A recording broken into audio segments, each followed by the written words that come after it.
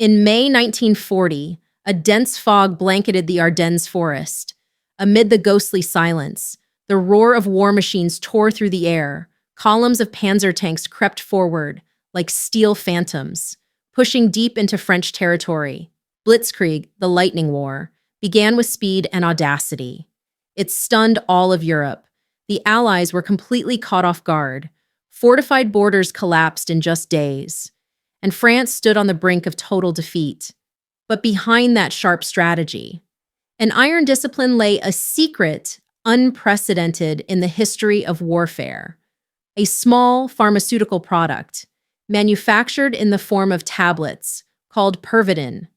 It altered the very nature of soldiers and of the war itself.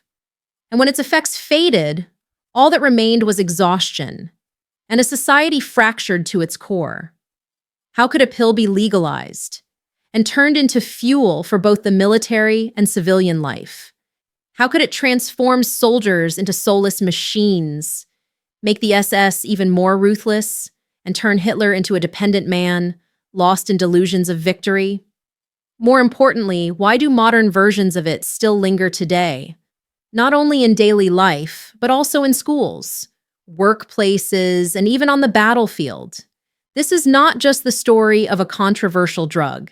It is about a reckless ambition to push beyond every biological limit of the human body at any cost. Germany's striking power in the early years of World War II left the Allies unprepared. How could German soldiers operate continuously without rest for 48, even 72 hours? A report from the 1st Panzer Division revealed the truth.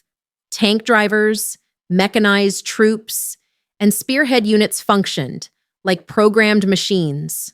Their eyes glared sharply. Their movements were unnervingly precise, as if fatigue or exhaustion no longer applied to them. Pervitin, a powerful stimulant, was the key to these inhuman feats.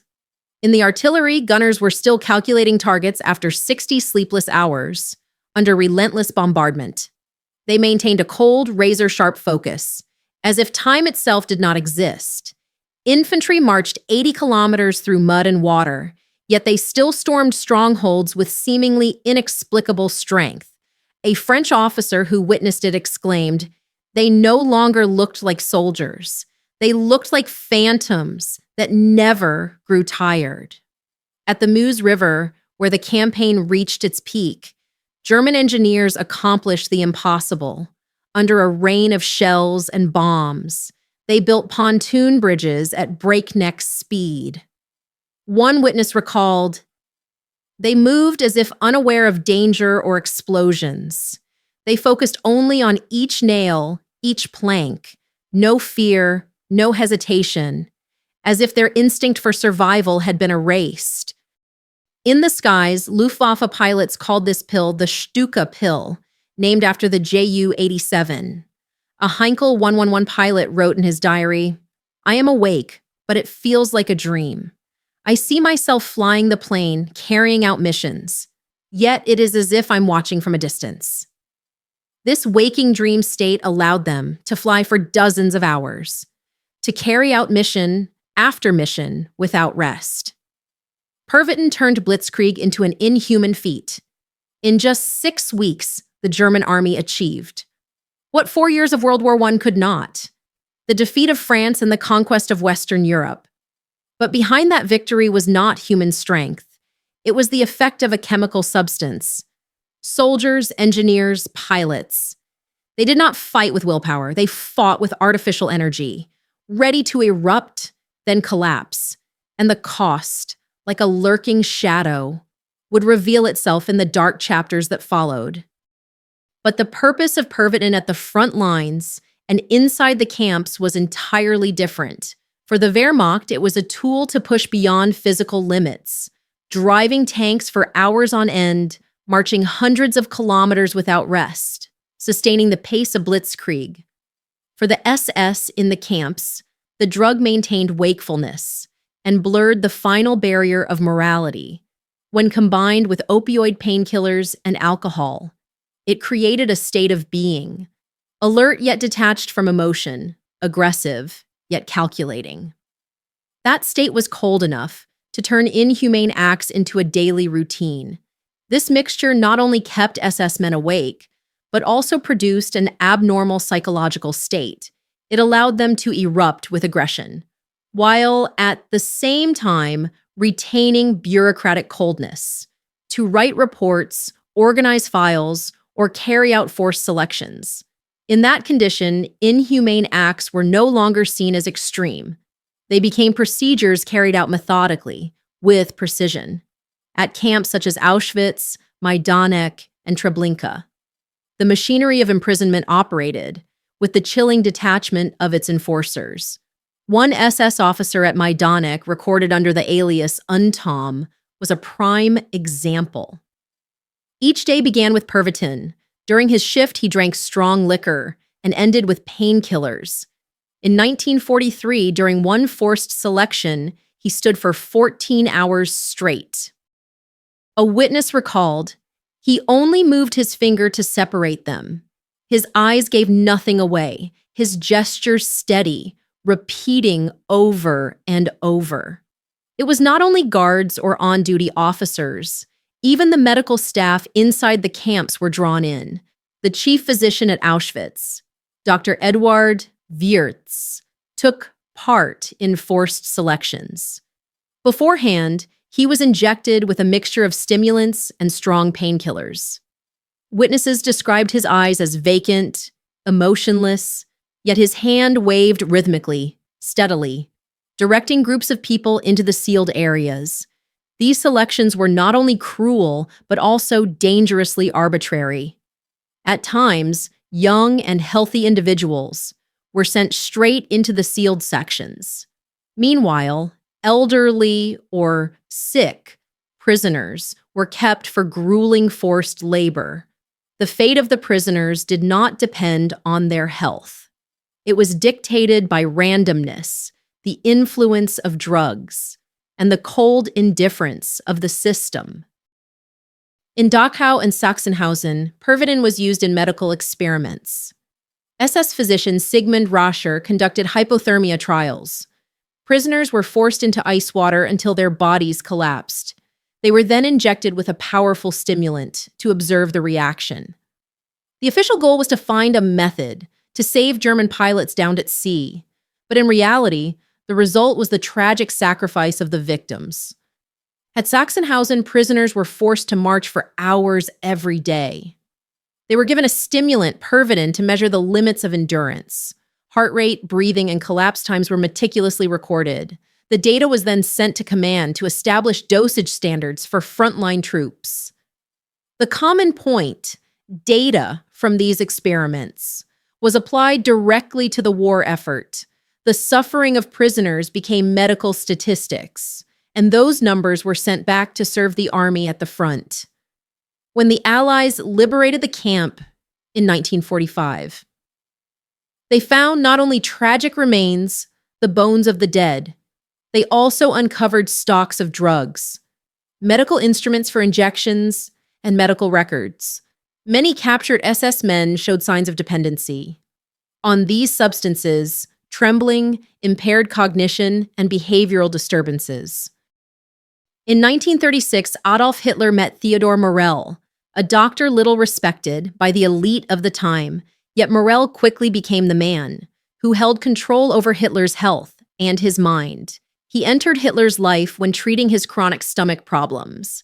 The therapy included intestinal bacteria, animal extracts, and special solutions. Hitler was pleased and declared, "No one helps me the way you do, doctor." From then on, Morell's power grew.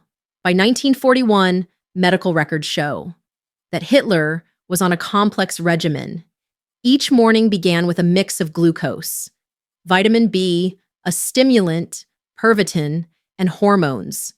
During the day, he received additional injections of strong painkillers to ease tension. At night, sedatives or sleeping pills helped him rest. Between 1941 and 1945, Hitler used more than 80 different drugs. most of them administered by injection, within the German leadership at the time. Morell was fiercely controversial. Himmler and Göring considered him professionally unqualified. They repeatedly sought to have him removed, but Martin Bormann defended him, ensuring Morell remained by Hitler's side. Thanks to this support, Morell continued to control Hitler's medical care. In his final years, despite widespread opposition, the changes became increasingly evident. Albert Speer, Minister of Armaments, observed that by 1943, Hitler was no longer the same. His left hand and leg trembled, suggesting Parkinson's disease, or nerve damage caused by prolonged drug use. His skin turned gray, his eyes lost their light, and his body emitted a foul odor from metabolic disorders. In meetings, he spoke quickly, in bursts, sometimes elated, sometimes gloomy. In July 1941, just 11 days after launching Operation Barbarossa, Hitler spoke for 8 hours straight. In this state of artificial hyper-alertness, Hitler would not stop talking. He shifted from military strategy to messianic speeches, yet after a single injection, he returned to a state of artificial calm, as if nothing had happened. The stark contrast between extreme euphoria and the normal state, after medication clearly revealed the level of control the drugs held over him. His misguided decisions reflected this dependency. In November 1942, at Stalingrad, when the Sixth Army was encircled, he still ordered them to hold their ground, defying the advice of his generals. After receiving strong painkillers and a stimulant, Hitler declared, "We will triumph through willpower."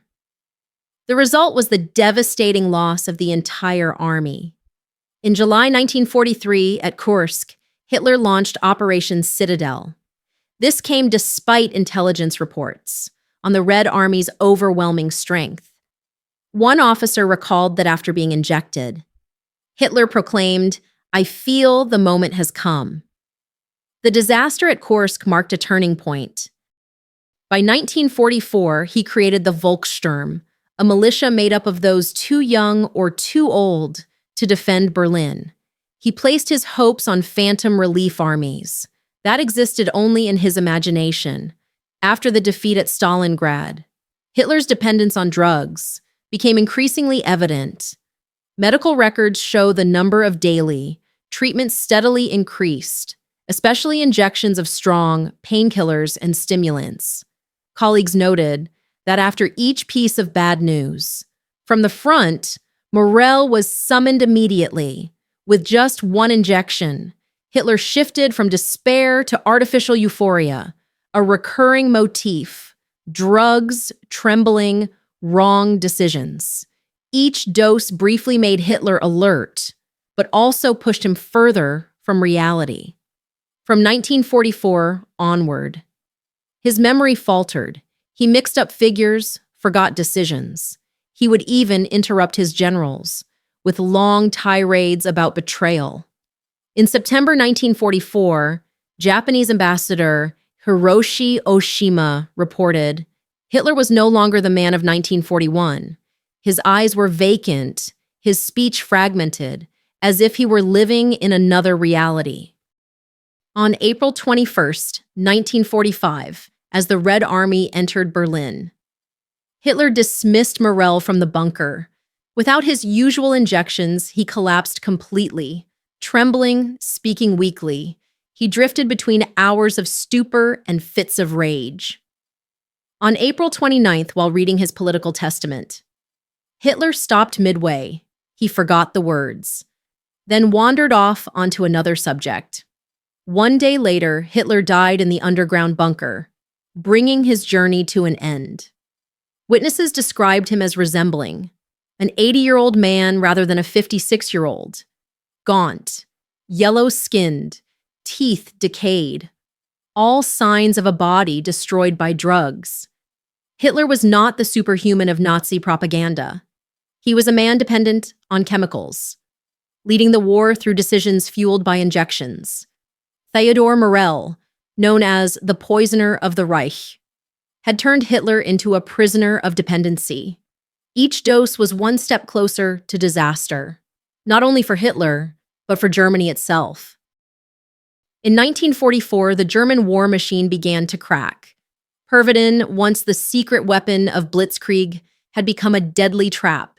A classified report from October 1944 revealed that 60 to 70% of frontline soldiers on the Eastern Front were dependent on a powerful stimulant, methamphetamine. The white pill was no longer a tool for boosting strength. It had become a matter of survival, trapping an entire army in the cycle of dependency. As early as 1942, some officials within Germany's medical system had voiced concern. Minister of Health Dr. Leonardo Conti proposed restricting the distribution of Pervitin, fearing long-term harm. But frontline commanders dismissed the idea. Immediate effectiveness on the battlefield mattered more than the soldiers' health. This revealed the contradiction between medical concerns and the demands of the war machine. Without the drug, German troops collapsed. A veteran of the 16th Panzer Division wrote, "Without the pills, I couldn't stand the sound of gunfire. My hands shook so much I couldn't aim. Only when I took the pill could I keep fighting." Yet, even with the drug, the price grew increasingly clear. Soldiers fell into psychosis, seeing enemies where none existed. Some froze as if drained of all life. In October 1943, the 27th Infantry Division near Leningrad recorded 6 cases of breakdowns in a single month. All involved soldiers dependent on Pervitin, who collapsed once supplies were cut off. The German Luftwaffe also paid the price. Many pilots had grown accustomed to flying under the drug's effects, and without it, they easily lost control.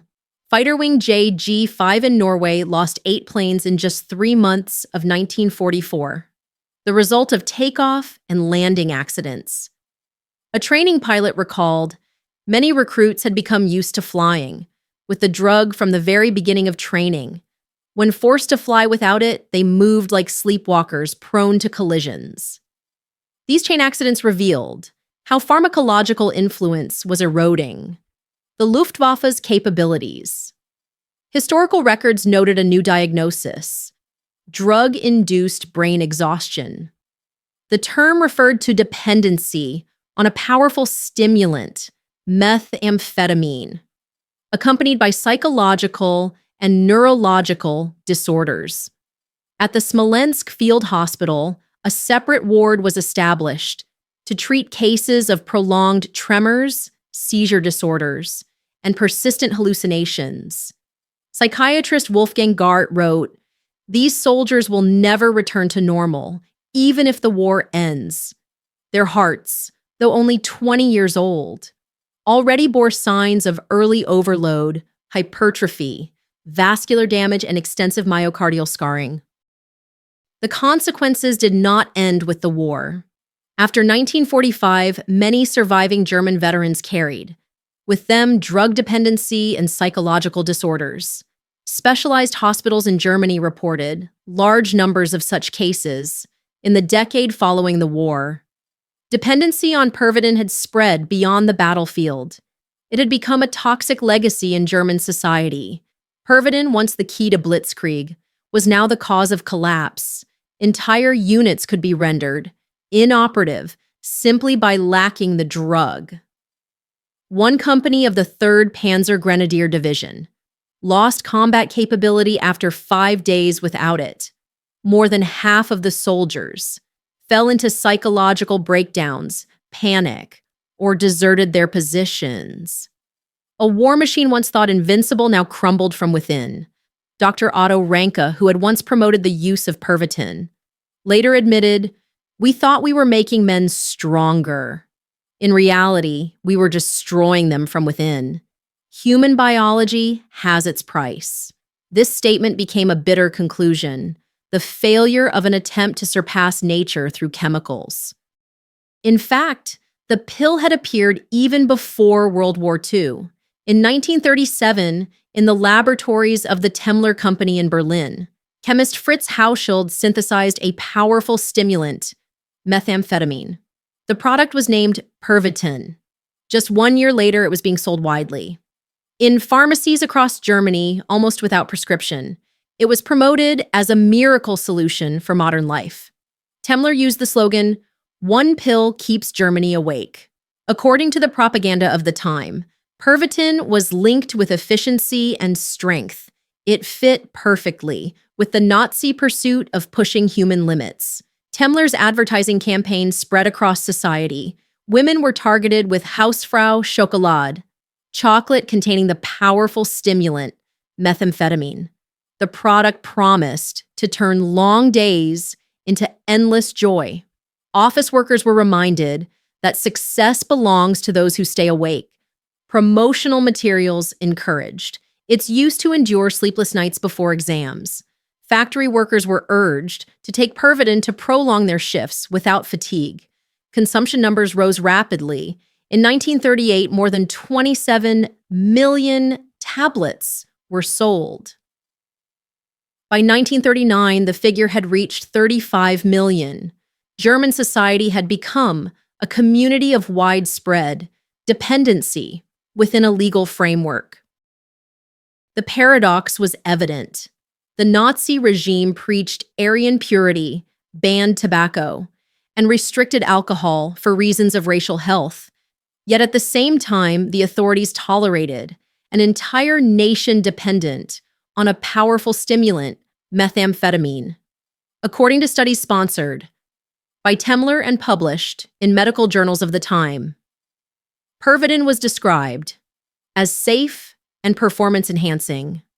Some articles even called it a tool to strengthen the nation. Early warnings of psychosis, insomnia, or heart failure were silenced by the Ministry of Propaganda. A 1939 medical article even declared, "Pervitin is a tool to enhance the strength of the nation." Pervitin was legalized. Science endorsed it, and propaganda backed it. It quickly became the chemical foundation of German society on the eve of war. Berlin fell in 1945. The Third Reich collapsed, but the legacy of Pervitin did not disappear. In the post-war race, the United States and the Soviet Union launched campaigns to gather Nazi scientific expertise. Operation Paperclip brought dozens of German scientists to America. Among them was Friedrich Hoffmann, who had worked at the Institute of Military Physiology in Berlin. He continued researching stimulants for the U.S. Air Force in Ohio. Documents from Temmler and other German research centers became a valuable source of material for Western laboratories. From the ashes of war emerged a stimulant derivative, Obitrol. In the late 1940s, Obitrol Pharmaceuticals promoted the product as a weight loss solution, advertising targeted American housewives. Stay slim, have energy, care for your family. A 1962 leaflet read, "Thanks to Obitrol, I have the strength to care for my family and still keep my figure." The old logic of Pervitin returned. In 1996, Obitrol evolved into Adderall, approved for the treatment of ADHD. Outside of medical prescription, reports indicated that some students and working professionals misused it to stay awake, to sharpen focus. From German soldiers sleepless in the Ardennes to coders working through the night. The pill may change its name, but the logic of optimization through chemicals repeats itself. The Nazis used Pervitin for military purposes. In modern society, there are views that see medications, like Adderall, as tools of performance optimization. Sometimes they are even used beyond prescription.